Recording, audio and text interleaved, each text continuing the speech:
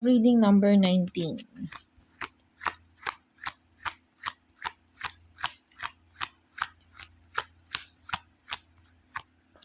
Okay. This card showing na may mga taong nanindigan sa'yo, may mga actions kang ginawa, may mga paninindigan or may mga bagay na ginawa na sabihin na natin yung nag-take ka ng actions. Kaya lang, sabi dito sa cards na yon, may mga taong hinusgahan ka na ma-avoid o maalis sa buhay mo. This card showing is na parang hininto mo o pinigilan mo yung mga sigalot o problema ang kinaharap mo. No? Sabi dito, nag-take actions ka sa isang bagay or sa isang tao na binigyan mo ng paghusga. Mayroon kang mga bagay na itinapos na.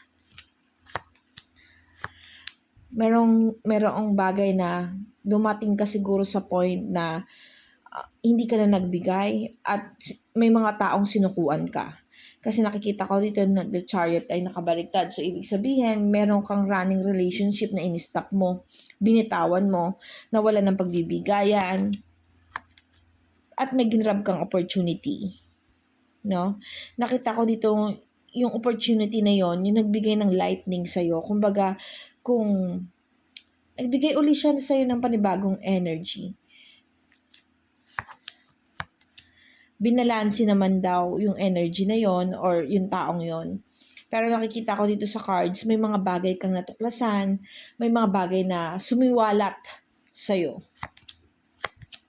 Ikaw gusto mong ilaban yung mga bagay-bagay. Nakikita ko hanggang sa ngayon, gusto mong ipagpatuloy. Nakikita ko kasi dito na yun yung magbibigay ng kapanatagan sa'yo or fulfillment dun sa mga past relationship na kinasangkutan mo. Maaaring ito kasi yung parang nagbigay ng encouragement sa'yo para maging masigla ulit.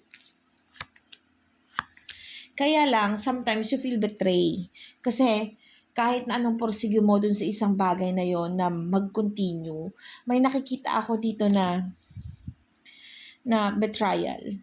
Like, maaaring kahit na anong porsige mo na ituloy yung mga bagay na dapat na naudlot, hindi siya nasasakatuparan kasi merong mga tao na na-involve na dun sa inyong issue, no? Nakita ko dito, masaya ka pa naman. Nakikita ko dito, still you are happy. Even though na nagkakaroon ng mga betrayal, maaari kasing hindi mo natutuklasan kung ano yung pinakadahilan. But the card said here, yung taong pinapangarap mo o yung tao na gusto mong makasama or sabihin natin nagbigay ulit ng panibagong kulay sa'yo, yun din yung taong sinukuan ka na. No? Minsan kasi nararamdaman natin na minsan kung sino pa yung mga pinili natin, yun pa yung hindi sa ating pumipili. No? So, you need to be careful ha. Sabi dito, injustice. So, kasi nakikita ko dito may tao kang pinaglaban. Pero yung taong pinaglaban na yan, sinukuan ka. No? Walang new beginning. Although nakita ko dito na nagparamdam siya sa'yo.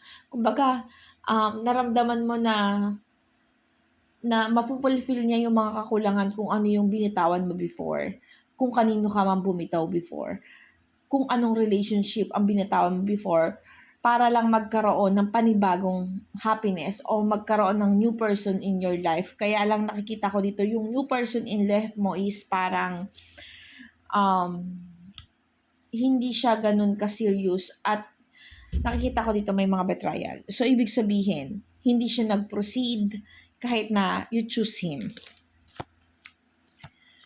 The Emperor na nabaliktad, ibig sabihin, may mga desisyon kang naging mali. But huwag kang mag-alala. This card showing kasi, the Queen, hindi pa naman huli ang lahat para sa'yo. You need to stand up again. Bigyan ng pagkakataon yung sarili mo. And sukuan yung mga dapat sukuan para hindi daw masaktan.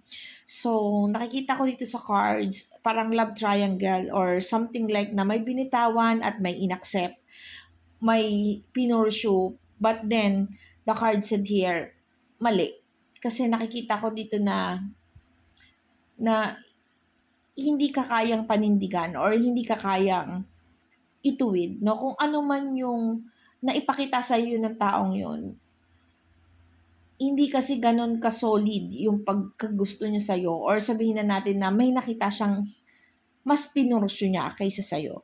So, kung ano man yung pinagdadaanan mo ngayon, you need to focus by yourself na lang muna.